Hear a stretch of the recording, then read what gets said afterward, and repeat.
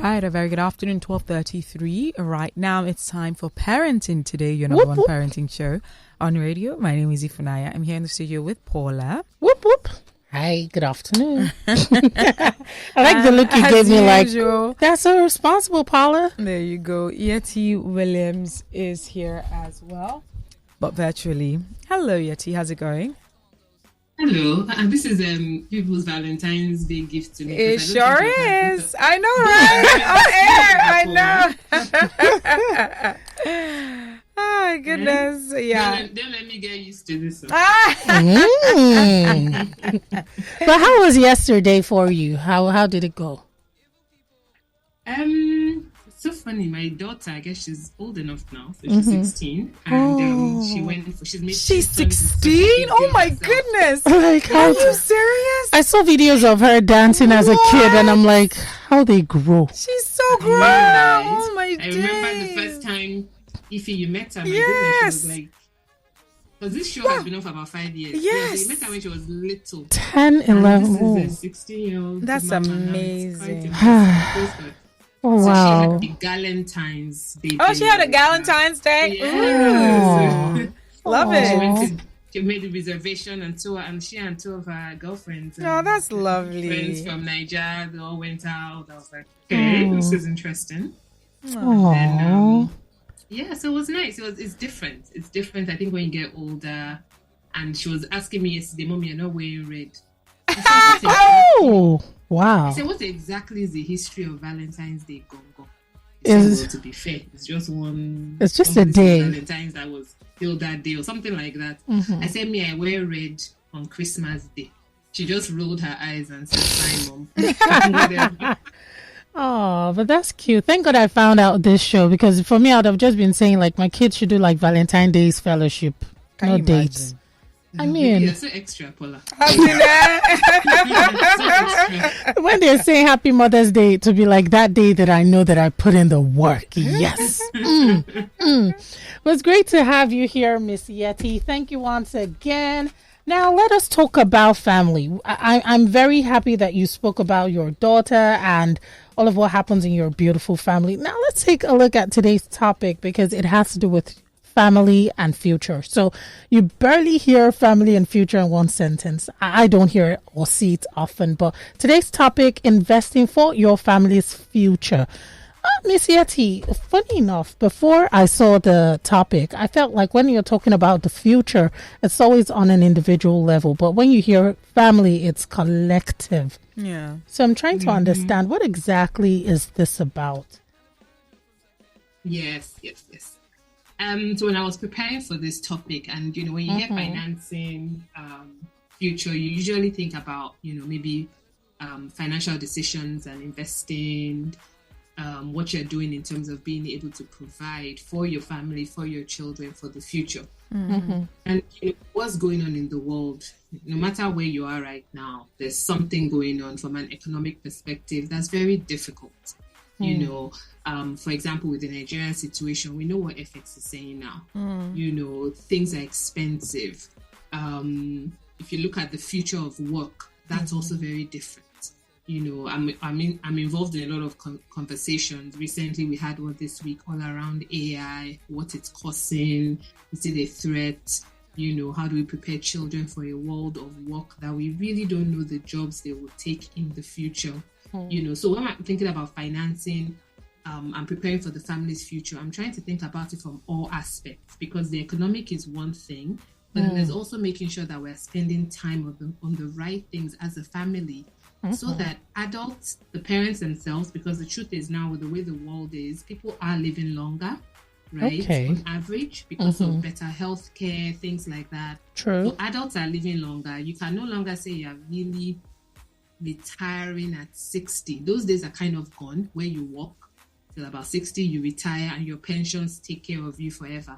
It doesn't really work like that anymore. So that means as parents, we're living longer. Who's supposed to take care of you in your old age? It's not the children.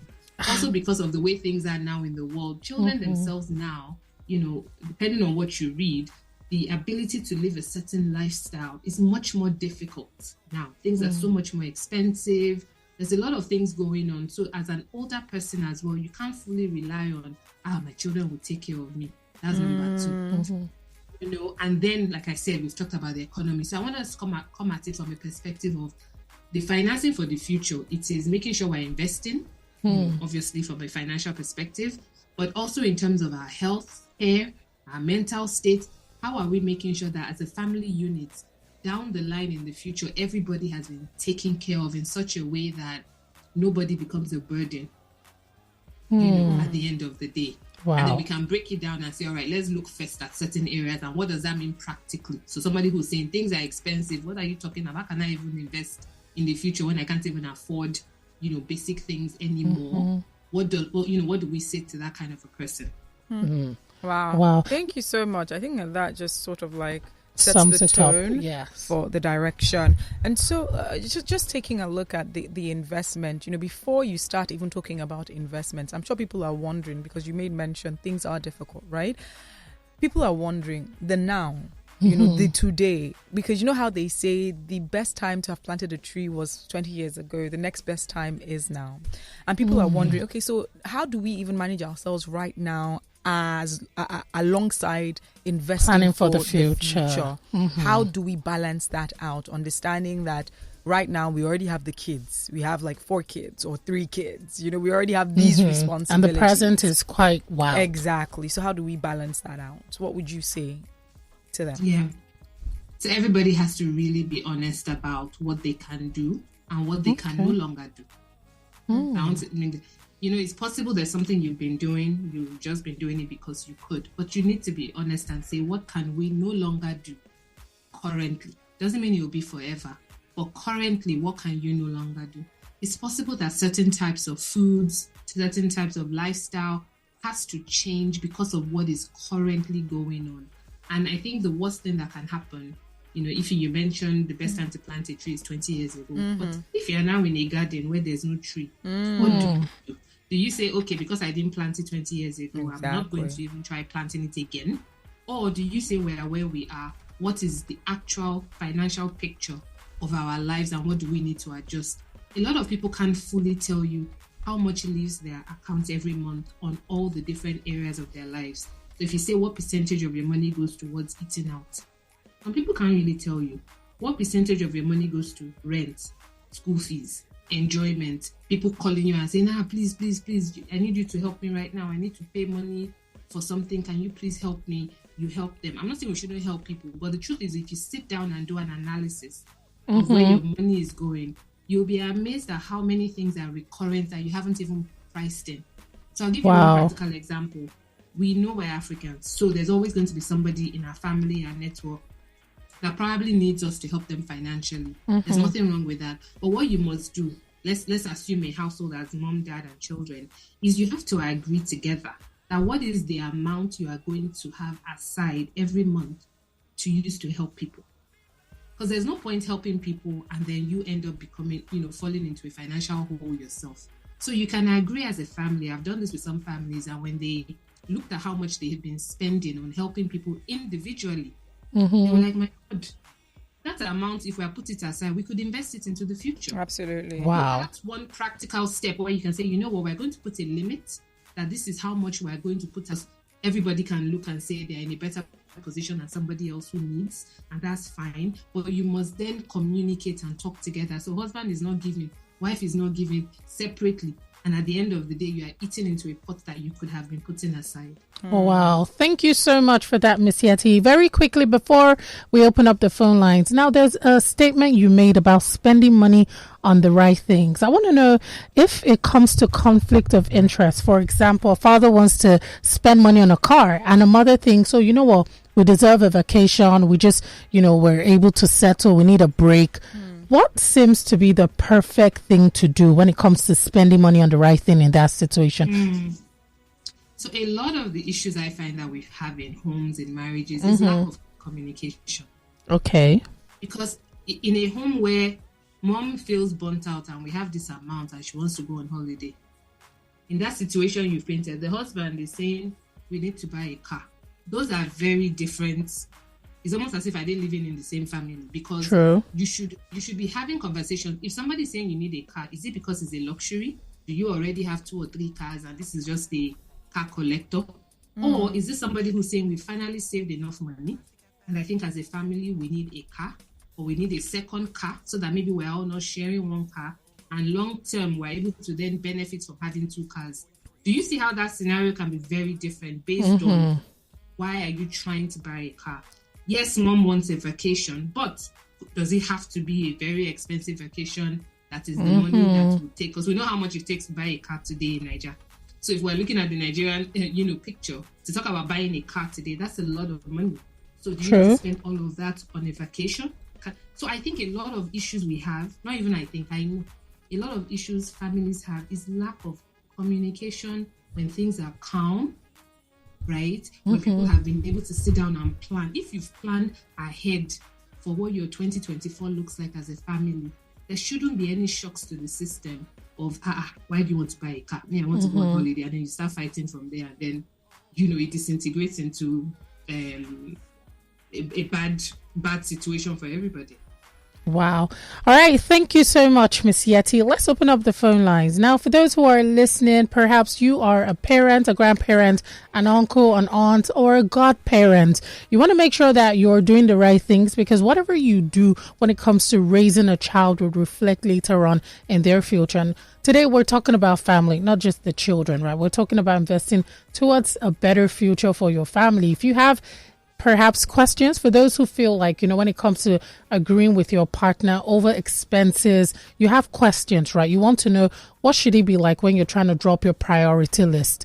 Listen, you can call in and ask Miss Yetty. She's going to be here to field off all of your questions. If you want to join via X, which is also known, or rather was formerly known as Twitter, our handle is at LagosTalks913. Kindly tweet at us using the hashtag ParentingToday. If you want to join via WhatsApp, which is free, great. You can call, you can send a voice note or a short message. The number for WhatsApp, 0809 234 5913. All right, so Yetty, whilst we are speaking a whole lot to the adults, where do the children come into play, right?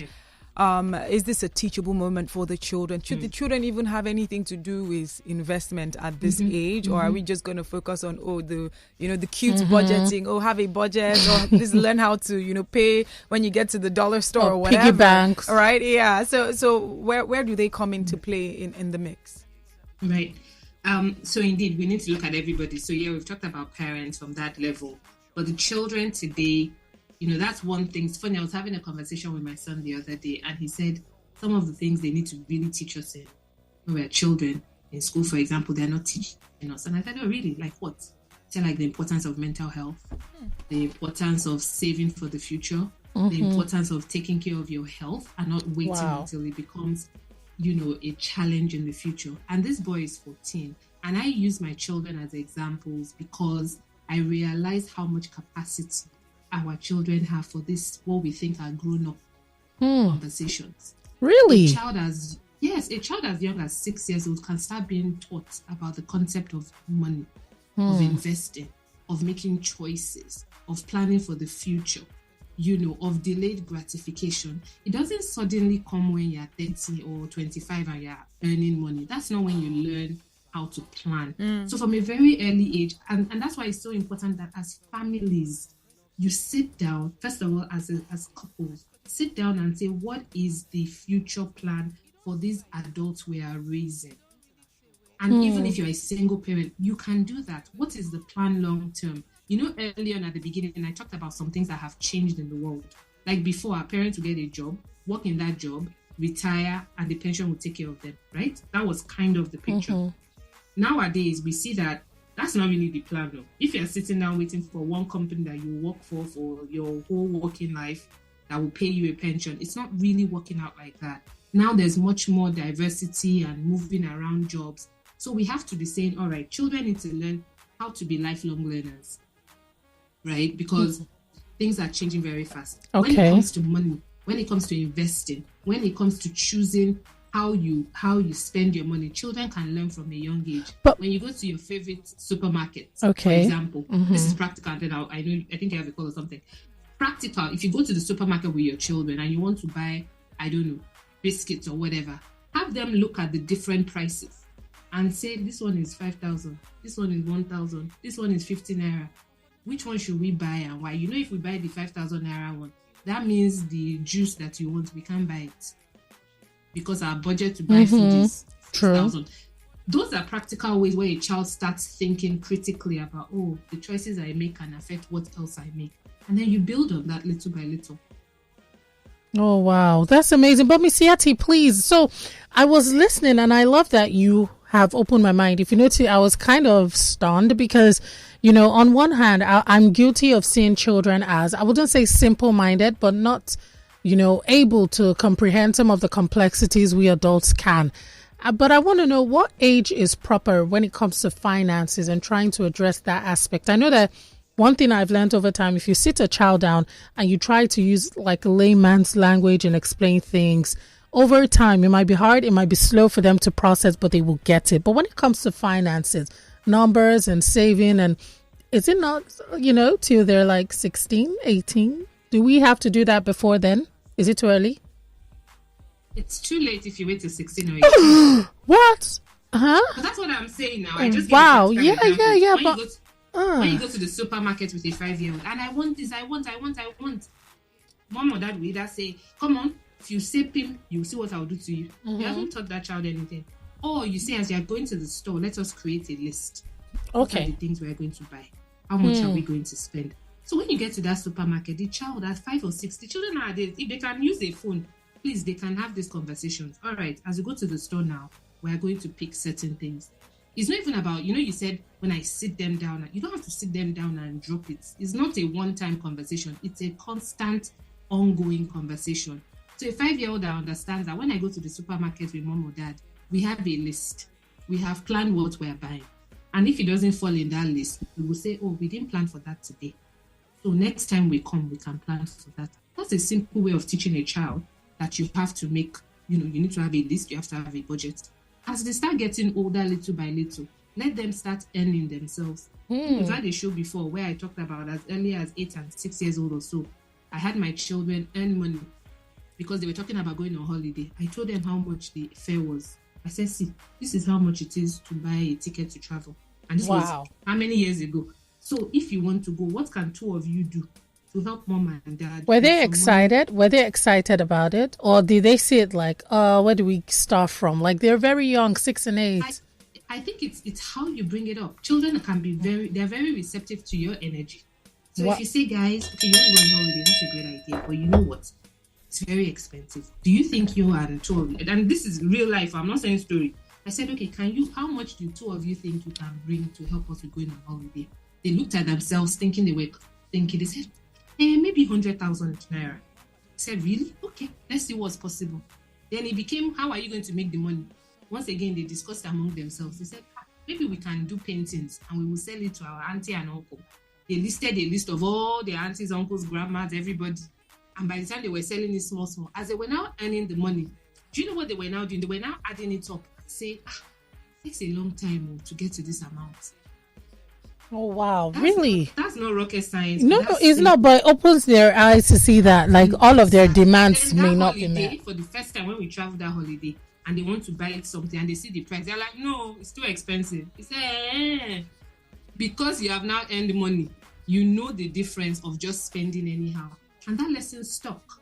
So I think we need to demystify that parenting is hard and teaching these things is difficult. Just start bit by bit. But it goes back to what? Having that grand plan. I want a child or an adult who understands how to manage money, who understands how to save. And not just save, who understands how to invest. Oh, wow. I talked about during the pandemic. That's when our children started investing in the stock market. Oh, really? Yes. During the pandemic, I just thought one day, back to, the parenting board.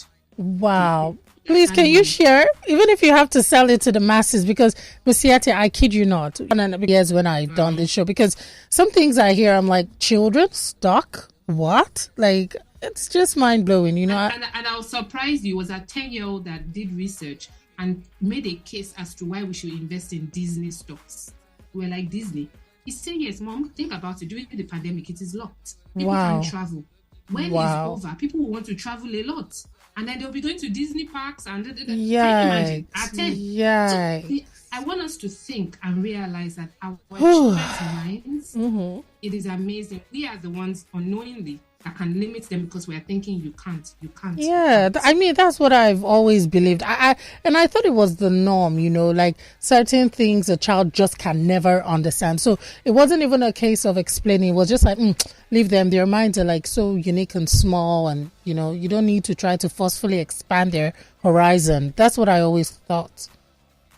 No, you can absolutely. And we're talking about financing, planning for the future, because the way the world is now, our children are not even competing with their neighbors down the road. Who are they competing with?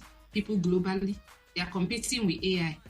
Wow. Right? So you need to get them into a place where they are thinking fast, they are thinking deeply, they are critical thinkers, they are thinking of solution. When they talk about think outside the box. Before, that was like a luxury of, we're looking for people that think outside of the box. Now, if you like, don't think outside of the box.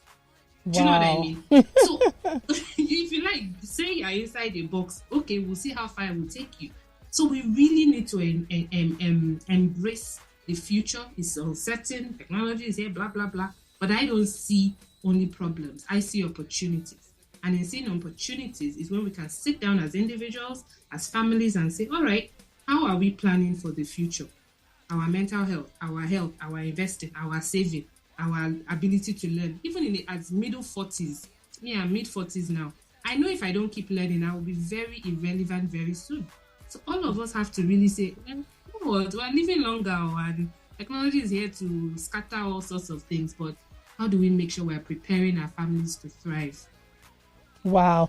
Thank you so much. Thank you so much, Miss Yetty. I have some interesting messages. There's one that I'm smiling while I'm reading, but I'm going to just, let me take these messages. For those who want to call, you want to have a chat with Miss Yetty and I, you can call the studio lines. The number is 0809 222 0913, 0809 234 5913, and 0809 191 3913. Now, there is a message on WhatsApp says, hello, please ma, how can my 13-year-old twins start harnessing their minds to be more independent? They are too dependent on my wife, and I can see she's stressed but not complaining. They don't even shower or read or eat without her. That is Boye from Oniru. Wow. At 13? Yeah. Eat, shower without her. Oga Boye, please, after this call, you have to reach out to Miss Yetty. You will get in touch with me. At 13, there's something going on deeper. Is it a case of... too many things out there. Is it a case of mommy is mommying them a little too much unknowingly? Could it be? Definitely. But the question, and this is where, because I'm also a CBT learner person, there's always a reason for a behavior. So we can't just blame mommy that bothering them too much. There's a reason why she herself has made herself so needed in their lives at 13. Do you know what I mean? Like, it's easy to say, but there's something else going on. Is there a level of fear that she's dealing with? Does she feel that without her, they cannot survive? What exactly is going on? Because by 13, there's certain things that a child should be able to do by themselves. All right. For me, it's never too late. It is, okay, what can we do to start changing that scenario? And it's possible. Now, Miss Yetty, thank you for this. I can see Boye is typing. So Boye just wrote, they are our only kids. We waited 6 years to have them. Mm-hmm. I said they'll be I knew. Yeah, when you said it, I was like, I don't know. I don't want to say mommy is mommying them, but there's also that, I waited for you so long. There you go. See, I said it, and that's why it's very important that, and I think it's also my training. I never just jump to conclusions. I'm like, you always require for a backstory. Yes, there's always a backstory. So look at that. You waited for a long time. She's like, thank God I finally have these children. I'm going to just dote on them. I'm just going to love them. Yes, we now need to help mommy realize, while that is fair, you need to help these children to be able to stand on their own 2 feet. And this is the way you can do it, little by little. So thank you for the father that reached out, because identifying what you need is the first step to saying, how do we get there? Oh, wow. Thank you so much. All right, we have a second one. This one says, good afternoon and happy Valentine's Day, ladies. Please, can Madam Yetty address joint account issues and if it's still important in these days? Halima from Yaba. All right, that's a huge question in terms of should you have, should you not have. Once again, it depends on each family. Okay. I think there's merit in having a joint account if you have the right relationship to understand what that joint account is for. I don't believe necessarily that your joint account should be your only account. You can have a joint account as a family account for things like expenses, right? But then you should, I believe, still have your own individual account. But then when you have a joint account, it comes with making sure that you have good understanding and you understand exactly what that account is being used for.